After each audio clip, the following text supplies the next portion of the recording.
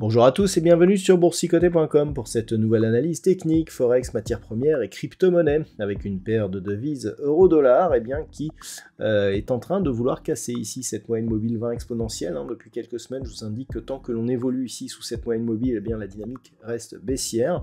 Là, on vient ici, on casse cette zone de point haut intermédiaire. On revient ici à proximité de la zone des 1,0850 en essayant de s'affranchir de la moyenne mobile 20 exponentielle. Donc clairement, c'est un signal potentiel de retournement. Il faudrait casser cette zone ici des 1,09 pour vraiment entériner un retournement de tendance. On aurait ici la cassure de ce point haut significatif, très certainement un contact ici sur la bande de Bollinger supérieure, ce qui serait un vrai signal de retournement. Mais tant que nous sommes sous ces niveaux, même si on affaiblit un petit peu la dynamique baissière sur l'attaque que nous avons aujourd'hui sur la moyenne mobile 20 exponentielle, la tendance reste négative, certes avec un peu moins de force, mais toujours dans la même direction. Sur la paire de devises livre sterling contre dollar américain, il semblerait que l'on soit un peu plus faible. La paire de devises reste ici sous la moyenne mobile 20 exponentielle qui agit bien comme résistance. On n'a pas de point haut significatif qui pourrait venir ici affaiblir justement cette dynamique. Seule chose que l'on a, c'est l'absence de nouveaux points bas significatifs après le premier rebond ici sous la moyenne mobile. Donc c'est un petit signal d'affaiblissement, mais pas assez pour anticiper un retournement.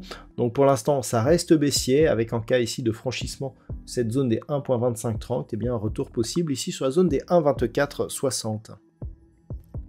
Sur l'or, ça a commencé à s'animer un petit peu suite à la cassure de la zone des 2005 $ l'once. Il semblerait que tout soit redevenu calme puisque l'on a réintégré ici l'ancien range d'évolution totalement neutre d'un point de vue court terme pour se stabiliser ici autour des moyennes mobiles. Alors c'est légèrement baissier depuis l'attaque notamment de cette zone de support. Il faudrait vraiment casser cette moyenne mobile d'une manière un peu plus pérenne pour sortir justement de ce biais baissier. Un contact ici sur la bande de Bollinger supérieure serait optimal. Pour l'instant, donc affaiblissement de la dynamique baissière, une rupture ici, une seconde rupture de la zone des 2005 pourrait marquer une accélération en direction des 1957 $ l'once, mais globalement ça tente à se neutraliser actuellement. Au niveau du WTI, nous avons ici une structure de retournement. Nous étions ici sur une dynamique haussière avec comme objectif la zone ici des 80,50 $ le baril. Hier, nous avons acté ici de nouveaux plus hauts de tendance très court terme, mais cette structure ici à 3 bougies pourrait bien sonner la fin de cette petite dynamique ici haussière. Une rupture de cette zone ici de 76 $ le baril confirmerait cette configuration technique avec comme objectif un retour possible ici sur la zone des 74 $ le baril. Donc pour l'instant, on reste haussier puisqu'on est au-dessus de cette zone horizontale. Mais attention donc à la rupture de cette zone qui se situe exactement à 76,20 $ le baril.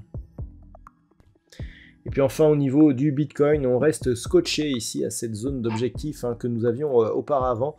Je vous avais dit depuis quelques semaines que c'était la zone des 51 900 qui faisait figure d'objectif. Vous voyez comment les bougies ici se stabilisent au contact de cette zone horizontale.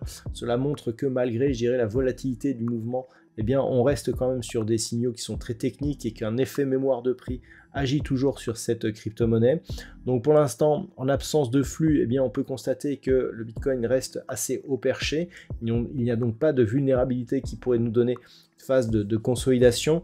Globalement, si les cours consolidaient, on pourrait revenir ici jusqu'à cette zone proche des 47 500 $ pour un Bitcoin, tout en restant dans une dynamique haussière forte.